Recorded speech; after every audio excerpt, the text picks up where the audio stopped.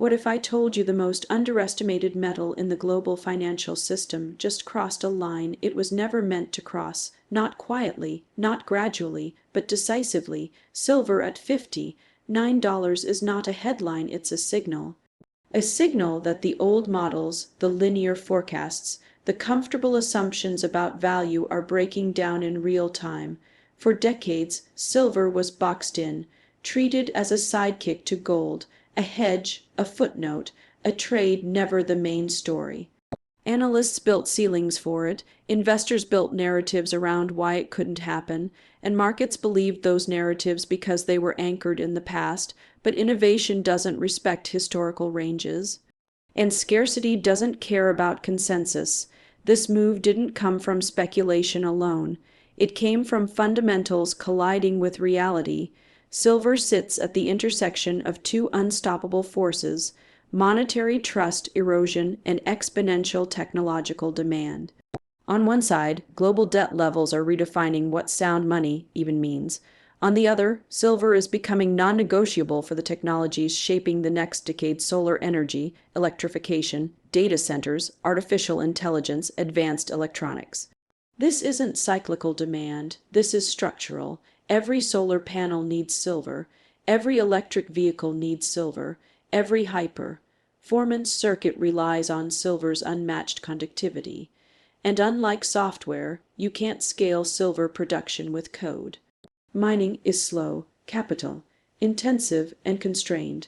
Supply hasn't just failed to keep up, it's fallen behind year after year. That gap doesn't close easily, it compounds. What surprised the world isn't that silver rose, it's how violently it repriced once the market realized the inventory simply wasn't there. When a market discovers that something assumed to be abundant is actually scarce, price doesn't adjust politely.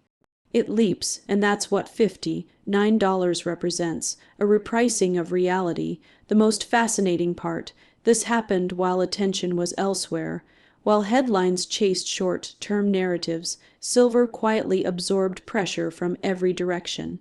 Industrial users locked in supply, investors reevaluated hard assets, currency volatility pushed capital toward things that can't be printed.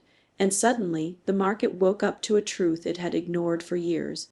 This is how disruption looks in financial markets: not loud at first, not obvious, then all at once. People will ask if this is the top. That question misunderstands the nature of what's happening. Tops are formed in euphoria, when participation is universal and belief is unquestioned. That's not this environment. This is still disbelief, still surprise.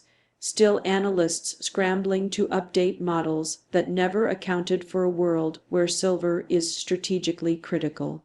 And here's the uncomfortable part: once a metal proves it can break decades-long constraints, it changes behavior. Producers rethink contracts, governments rethink reserves, investors rethink allocations. The psychological ceiling is gone. That doesn't guarantee straight line moves, but it permanently alters the range of what's possible. Silver at $59 is not about silver alone. It's about how quickly markets can shift when innovation, scarcity, and macro pressure align. It's about what happens when the future demands more of a resource than the past prepared for. And it's a reminder that the biggest moves never feel obvious until after they happen. This was never supposed to happen according to the old playbook. But the old playbook was written for a different world. Silver just crossed $59, and what's remarkable isn't only the price, it's the silence. Wall Street didn't ring bells. Strategists didn't crowd the airwaves. There was no coordinated narrative to explain it away. And that's exactly how the most important market shifts usually begin: unnoticed, underappreciated, and deeply misunderstood. For years, silver lived in the shadow of gold.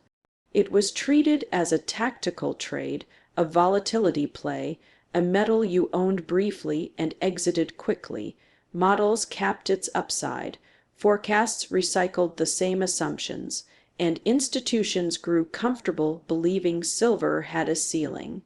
But markets don't move based on comfort, they move based on reality, and reality has changed. This price move didn't come from hype, It came from pressure, relentless, compounding pressure building beneath the surface.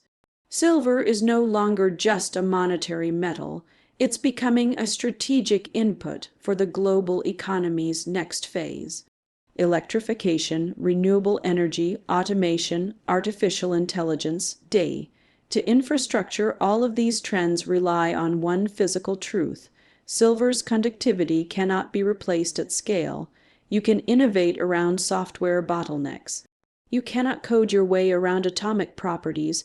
At the same time, supply has been quietly tightening, mining production has struggled to grow, new discoveries are rare, existing mines face higher costs, regulatory friction, and declining ore grades. Silver isn't mined because demand suddenly spikes. It's mined years in advance, based on long-term expectations that were wildly underestimated. When demand accelerates faster than supply can respond, markets don't adjust gradually. They gap. Wall Street missed this because it was looking backward. It was anchored to decades of price behavior that belonged to a different economic regime, a regime with lower debt, slower technological adoption, and less systemic fragility. Today's environment is fundamentally different. Global balance sheets are stretched, currency confidence is fragile, and capital is searching for assets that sit outside financial engineering. Silver fits that moment perfectly. It is tangible, scarce, and increasingly essential. That combination is rare, and when the market finally begins to recognize it, repricing happens fast. What's even more telling is who drove this move. Not retail speculation, not social media excitement, but industrial demand locking in supply, long-term investors repositioning quietly, capital moving before headlines. This is not a late cycle blow-off. This is early recognition. There's a misconception that markets are efficient in real time. They're not. They're efficient in hindsight. By the time a narrative becomes consensus, the opportunity has already shifted. Silver at $59 isn't the end of a story, it's the market admitting it got something wrong. Once that admission happens, behavior changes, risk models are updated, portfolio allocations are reconsidered, strategic stockpiles are discussed, and suddenly an asset that was ignored becomes unavoidable. That's when volatility increases, not because the story is weak, but because conviction is still forming. The most important question now isn't why silver reached this level. It's why it took so long. The ingredients have been in place for years: structural deficits, exponential demand curves, and macro conditions that favor real assets. What changed is awareness, and awareness always lags reality.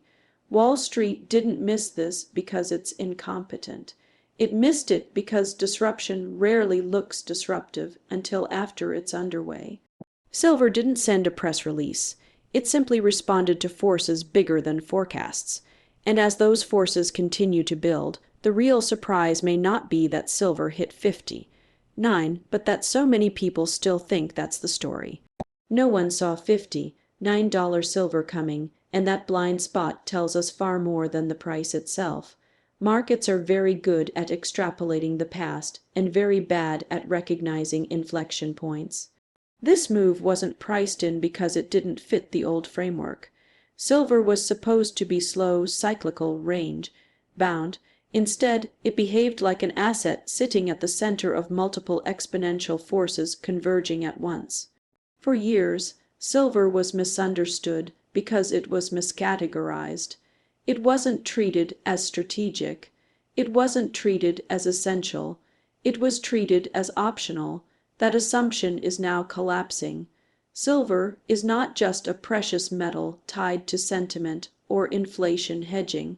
It is an enabling material for the next generation of economic infrastructure. When the world commits to electrification, decarbonization, automation, and data intensity, it implicitly commits to silver.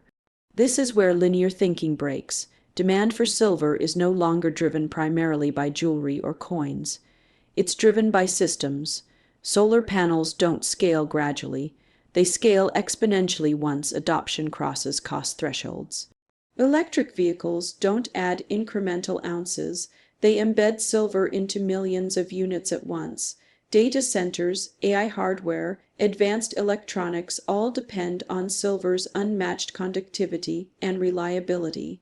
These are not discretionary uses, they are foundational. At the same time, supply is structurally constrained. Silver mining is not a growth industry. New mines take years, sometimes decades, to develop. Many silver ounces are byproducts of other metals, which means production doesn't respond directly to silver prices.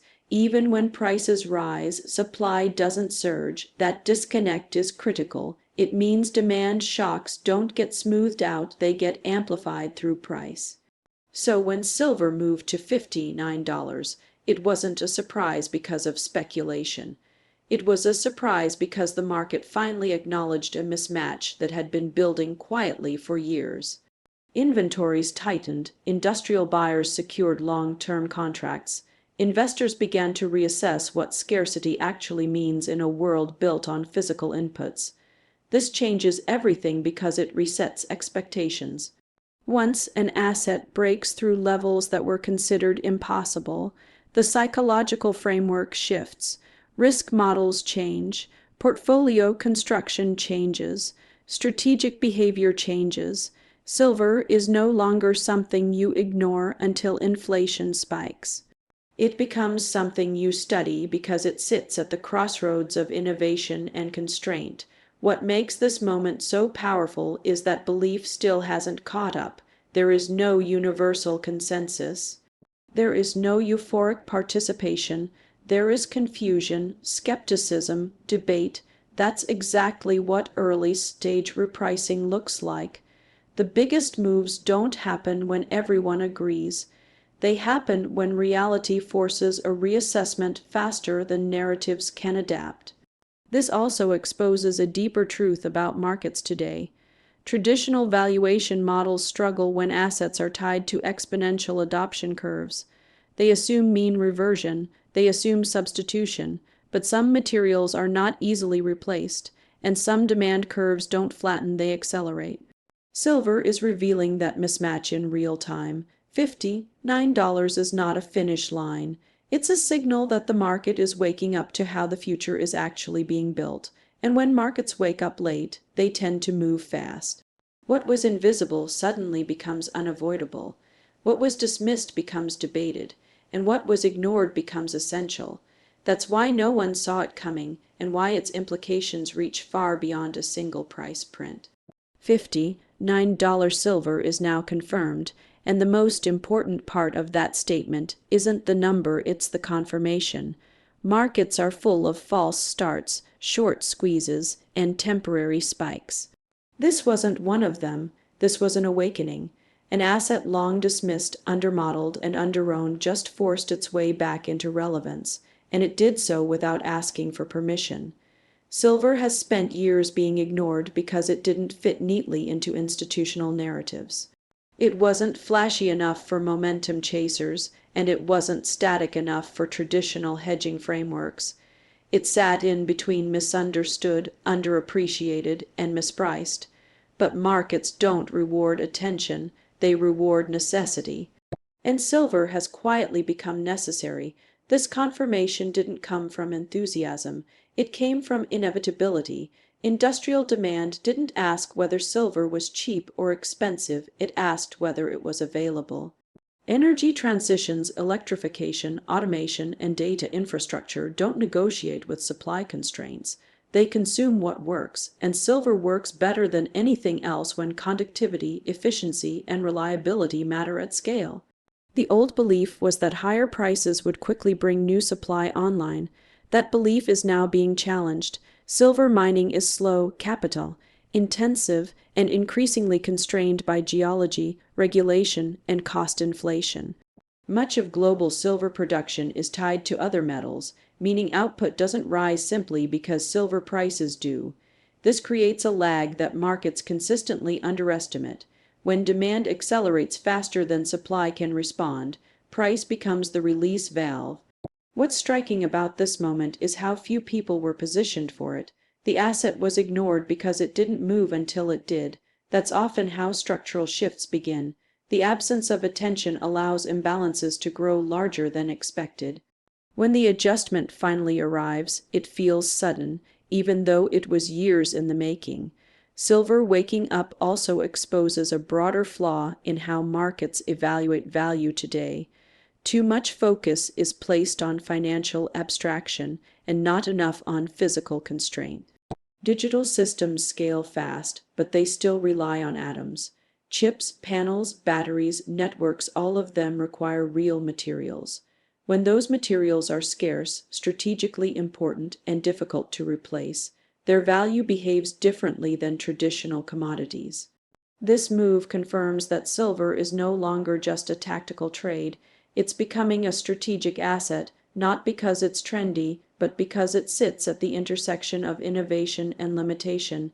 That intersection is where repricing happens most violently. Once markets accept that an asset is essential rather than optional, its role changes permanently. What makes this especially powerful is the stage we're in. This is not widespread excitement. This is recalibration. Analysts are revisiting assumptions. Allocators are questioning weightings. Industrial users are thinking longer term. These are quiet shifts, but they're foundational. Loud moves come later. There's also a psychological element that can't be ignored. Once an asset proves it can break through levels that defined its identity for decades, the mental ceiling disappears. Even pullbacks are viewed differently. Volatility doesn't signal weakness, it signals discovery. The market is learning in real time how to price something it previously misunderstood. Silver didn't change overnight, the world around it did, and the market is just beginning to reflect that change. Confirmation at $59 isn't about validation, it's about recognition. Recognition that the ignored asset wasn't dormant, it was building pressure, and when pressure finally releases, it rarely does so quietly.